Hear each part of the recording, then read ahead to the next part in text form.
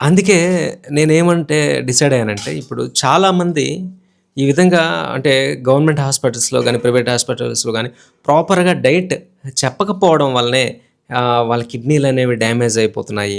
So, ఈ వ్యక్తి చాలా తొందరగా కిడ్నీలు డ్యామేజ్ అయిపోవడం అనేది జరిగింది. కారణం ఏంటంటే, అతనికి పొటాషియం ఎలా కంట్రోల్‌లో ఉంచుకోవాలో తెలియడం లేదు. అదేగా విటమిన్ డి లెవెల్స్ అనేవి అతనికి ప్రాపర్‌గా లేవు. సో, అదేవిధంగా ఎలక్ట్రోలైట్స్ అన్నీ కూడా ఇంబాలెన్స్డ్‌గా ఉండడము, డైట్‌లో ఎటువంటి మార్పులు చేయకపోవడం అనేది తొందరగా అతని కిడ్నీ చెడిపోవడానికి కారణమైంది. కాబట్టి ఎప్పటికప్పుడు మన గోమాత న్యూట్రిషన్ హెల్త్ ఎడ్యుకేషన్ యూట్యూబ్ ఛానల్‌లో గాని, ఫేస్‌బుక్‌లో గాని డైట్‌కి సంబంధించిన విషయాలు చెప్తాను.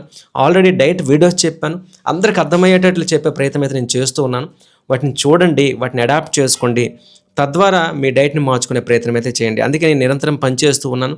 రీసెర్చ్‌లో వచ్చేటట్టు అప్డేట్స్ మీ ముందుకిచ్చే ప్రయత్నం అయితే నేను చేస్తూ ఉంటాను. సో, వినియోగించుకోండి. మూత్రపిండాలు తొందరగా పోకుండా కాపాడుకునే ప్రయత్నం అయితే చేయండి.